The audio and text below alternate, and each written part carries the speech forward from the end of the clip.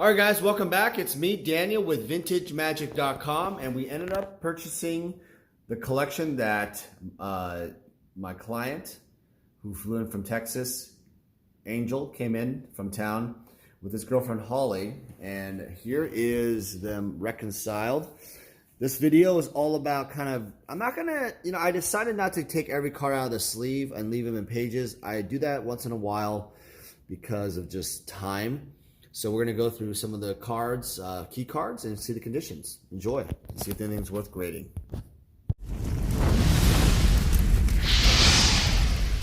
Vintage Magic. Game, collect, invest. For more information about our consulting and professional services, visit vintagemagic.com.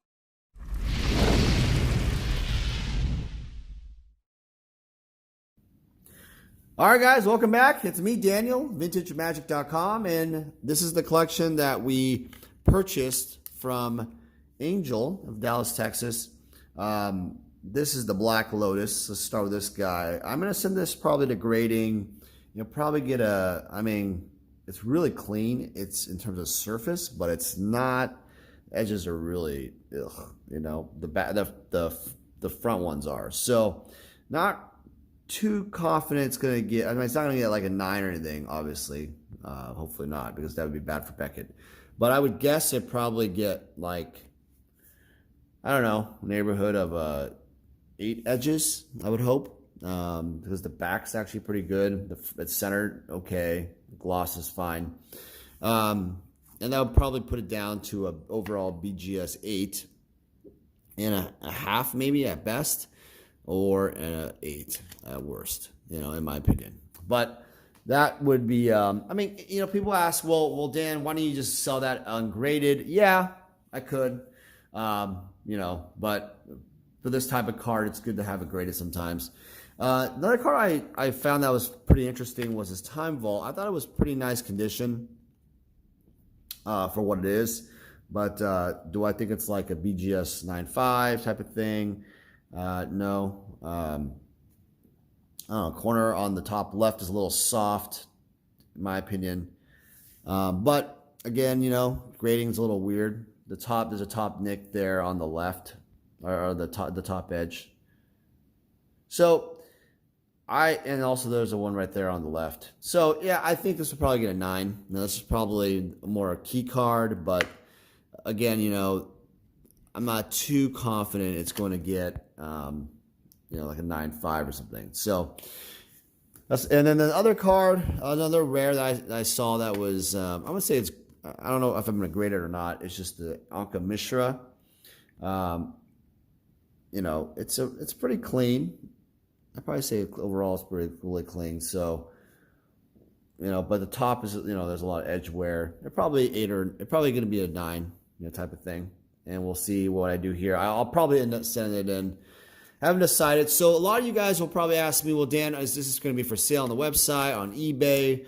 I know you're, I'm pretty slow on this kind of stuff. So I've decided, the hardest part with these collections in general, I don't know if I've said this before, but when I buy these things, I don't have a lot of time to just instantly sell them. The main problem with that is it's a one-man show, right? It's really, really difficult. I think also, guys, we also have these what do you call it? Game booklets. And these are all beta starter deck booklets. Oops. So these are also part of the collection, which is pretty cool. Put it over here. I don't know if you guys remember, there was this, like during some of the other videos, there's this, as we were kind of getting through like the saran wrap and the bubble wrap, there was just the extra cards. This card kind of went up. This is signed by Michael Whalen, which is kind of cool. The original artist. He's actually a famous artist for fantasy art in general. That's not really Magic. I think this is the only piece he ever did. I also know something really interesting. He has a lot of pieces that are signed by Melissa Benson. No, I don't think any Shivan Dragons, but a lot of just small ones. And I think as we go through the betas and some of the alphas, you'll see he must have sent them in to her and got them signed because he must have liked Melissa Benson's art. So there's some random. I think this is revised. This is unlimited. This over here, and there's a word of the command. So these two unlimiteds, and then some revised cards there. So that was interesting. You know, something part of the collection. Yeah, that this is like oddball stuff, I consider. Okay, and then let's go through some of the. So I kind of already broke these up. So basically, what we have is, I think what's going on is that the guy who passed away, this is his collection. It's kind of interesting. It's almost like I'm a forensics detective in a way. He basically opened an alpha starter deck. I think he had 2 of them, maybe. So that's my guess. And basically, these are just some of the lands, all mountains, forests, and all that kind of stuff. So I think what happened here was he opened a starter deck because this is quite a bit of lands for booster packs, and I doubt that would happen. Also, you can kind of smell the cards. It's kind of interesting. I know it sounds a little weird, but you can kind of determine like kind of the age of them. For the in the later part of the video, we'll go through some of the key cards of like Arabian Nights, Antiquities, stuff like that. And there's obviously a very clean, crisp smell to them. Yeah, so these are, here again, there's kind of the coloring test of like, do you see any inking of the cards? And no, of course not. They're super clean. It's like an edge test. The top here, it's not too bad. But again, these are not played at all. Really, really nice. So these are beta. Obviously, the stack for beta is much bigger. And you'll see why. Obviously, he had... I don't know if he opened the Lotus, because remember the when you open a beta starter, right? The starter, you have to actually like there's a sheet, right? That like Open Boosters has. He goes through, and the Lotus comes with like the Mox Emerald or the Lord of the Pit. So I wonder if he actually, if the gentleman actually opened the Lotus, which is actually a pretty rare thing to achieve, but I don't know. All right, next we have like, I guess probably almost 100 alpha cards in general. Really, again, clean here. I'm not going to, I haven't decided if I want to grade them. I'm not going to, for these, for the commons and uncommon stuff, I'm not going to go through like grading today, but I'll just show you some of the old cool cards that you see. And yeah, I wouldn't say these are all even gradable. These are nice just for old school Magic, collecting, people that want to collect in their deck. Let me adjust this a lot. All right, so yeah, I had to make the a little higher so you can see everything. All right, so yeah, so I'm gonna just take part of the stack because it's so big. But here's some of the alpha cards, and again, I'm not gonna go through every single one, and but condition wise. But yeah, these are decently nice. You can tell there's a lot of playware for some of them. Just adjust it like that. That's probably a little better. Some really nice iconic images, Dwarven Demolition Team. I like these commons and uncommons. There's a lightning bolt here. That was, a nice card. I'm not sure if it's great. Yeah, it's not bad. It's kind of gradable, And again, when you buy these larger collections, you don't have the time to go through every single condition. You kind of have to make a judgment and for time, because Angel's flying out, and he wants to see Seattle with his girlfriend. So all I'm really doing today really is just reconciling, and we've already made the deal, but I want to just make sure that the rares are the key cards and the cards in the sheet. That's all I care about. I didn't even care about condition, because I already kind of did that inspection. I've already kind of made that inspection. So a couple Land War Elves and just some Alpha 40 cards, but they're cleaner than a typical. I think they're really, I think they're cleaner Alpha 40 cards than most people would probably want in general for their deck. But Control of Magic was cool. Giant Growth. This is, again, Melissa Benson. She, apparently he collected this stuff. So this is a rare. I'm not sure if he opened the pack. I got to look at the sheet, right? I don't know. I don't know what's going on there. Living Artifact is also rare. I'm not sure on the sheet where it's at. White Knight's cool. But here's, again, look at this. Mesa Pegasus, signed by Melissa Benson. The guy was really loving her art. Disenchant. Portugal Sorcerer, love that image. Love Tim, he's a great guy. Phantasmal Forces, beautiful Cyanic Blast, near mint. It's a beautiful card. Beautiful twiddle. I've always liked this image. Very cool. I used to own the original art of that. Regret selling that one. I regret selling a lot of the art. I wish I just would have kept it all at a certain point. I used to own the Sinkhole art. There's Drain Life, Air Elemental, Dark Ritual. Yeah, it's okay. You know, I mean, you know, Basalt Monolith.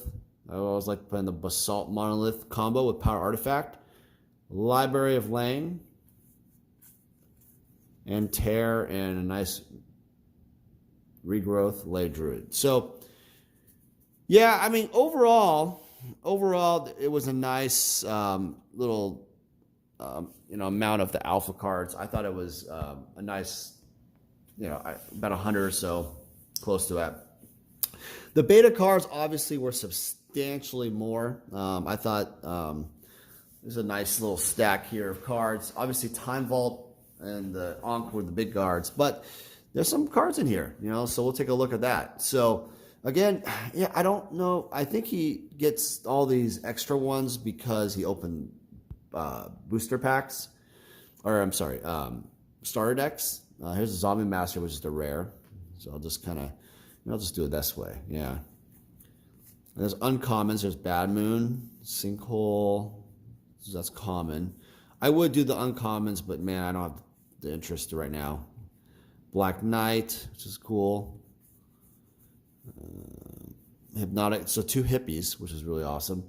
You also have this Howling Mind, but it has like this edge. I saw this when I got the card, like this edge bend. And that's what I'm saying. It's a really, really, really clean card, but I mean, and that's what I was telling Angel about the cards. I'm like, these are great cards if the storage is probably better, and you have to understand, even if they're in sleeves, it doesn't mean that they're going to get stored well. And also, who knows? Did you really open it from the pack, or were they maybe played one? Oops, see, and then like that happens. But that doesn't really do a ton other than mix them out of order. But that's what happens, is that they also, there's shuffling and wear by handling. Like right there, you saw, it does happen, but these cards are not ideally perfect, so I'm not too worried about it. So Soul Net, a nice Soul Ring, again, for EDH Commander. Really nice card. Off center, as usual for Soul Ring, but see if the smell test. Yeah, I mean, smells good, Here it is. Look at that. Yeah, a little bit of damage on the back, so when I stop at, it's good for a player still. Some of you probably caught an LP, EX, that's possible, but, it'd be great for a deck. I'll put that there. It's not even a rare, but a couple Ices. Oops, focus there. A couple Ices are pretty cool. And then you have the Basalt. So yeah, like no Chaos Orb, no big rares like that. And again, no dual lands in this collection. Nothing exciting, but a lot of uncommons, which is kind of cool. I thought that was pretty neat, but again, Sea Serpent, Clone. I'm going to put Clone in there. Phantasmal, Power Leak, Portugal, Jump, Control Magic again. Yeah, see again. Oh, you got a counter spell. That was pretty cool. Like 1, but again, it's I think you just open from starter decks, and it's not like you get tons of great. It's not like you get the mother load, right? I've seen collections actually that have many multiple of like counter spells and other ones. So there were a lot more that were opened. So that's kind of cool. Yeah. So these are all, and they're all by color. So that was helpful. The pages. So I did that on purpose.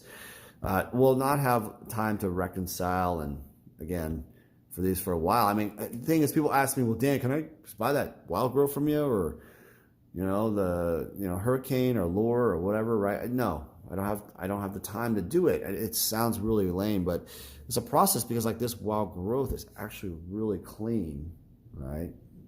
Except that top corner, but it could be very well gradable. And I tend to grade these type of, this is really minty actually. So this wild growth could actually be in the pile of grading. So how it works is that you buy a collection for me, right? For me, my process, I buy the collection and I basically, determine if it's gradable, and I put gradable or not gradable piles. Looking for probably topper quality grades, a couple ice storms. Maybe I will go through later and put uncommons, but a Berserk wasn't minty at all, but it was okay. Grizzly Bears, Landwar Elves, commons. I'm not even gonna. And that's the thing, is I could probably go through this and you're probably like, well, Dan, wouldn't it be better if you just grade the cards now and kind of do that? I mean, yeah, that's probably true. But, when you have in the queue so many collections to go through that you don't have, it gets kind of overwhelming, to be honest, because the trick is you don't want to grade everything so fast all the time. That's not a good idea. The reason why is it costs a lot for fees. You also, a couple lightning bolts was kind of cool. Not every card, like when I notice when you do a lot of bulk submissions, there's like this $12 60-day guarantee service with subgrades with Beckett. You don't really get the best subs sometimes because it's so much volume. If you have like, I don't know, 5 of a card or whatever, they're just gonna be very like, I don't know. I've noticed they're just very. You wish they would be more willing to give you the subs, but they generally don't. So, yeah, they don't always give you the subs for some reason. Like, I'm not saying that they won't, but when you do a lot of cards at once, like they can compare like the COP whites, which was COP white, right? For example, was the best, and they'll give that one the best. Oh, here's what I was saying again. Melissa Benson. Look at this, man. Holy Armor signed. Just 1, 2, 3. Randomly. But then we have the Mesa Pegasus coming up. I think that was all signed. Hold on. 2 swords. That was really cool. So you got double. Yeah. So this is pretty cool right here. Look at this. Really like Melissa's art. 1, 2, 3, 4, 5, 6. I don't think he must have sent them in, right? And there's actually three Sarah Angels, which is pretty cool. 3 Sarah Angels and a White Knight. All right, let's take a look at now the other key cards in the set, in Arabians, Antiquities, and Legends in a second. Hey guys, it's me, Daniel, with VintageMagic.com. I'm here to share with you more about our deck and set collector fulfillment service. The deck fulfillment service caters to the player. And what that basically means is if you are a player looking to fulfill your old school Magic deck, certain Power 9 or key pieces in your Vintage deck, or dual lands in your Legacy deck, we have the inventory and the resources to help you fulfill your needs. Next, we have the set collector fulfillment service. This really caters more towards the collector. Oftentimes I've been asked, hey Dan, can you help me find this specific graded card for this set? Or Dan, can you find me these 20 cards left in my beta set? It doesn't matter what you're looking for, even if it's like every single Sarah Angel possible out there, I can help you out. My resources and extensive network in Magic the Gathering, I was able to help thousands of clients all over the world fulfill their needs. I've made it my mission at VintageMagic.com to be your one-stop shop for all your collector needs. For any significant item or collection, we're able to travel anywhere in the world to meet you. The reason why my clients love this service because it saves you time. What happens is collectors and players often search all over online or vendors and they never find exactly what they're looking for. By going to us, we are the only one-stop shop who can help you with your needs. Using our service gets you exactly what you want and saves you time and money. Vintage Magic. Game, collect, invest. For more information about our consulting and professional services, visit vintagemagic.com.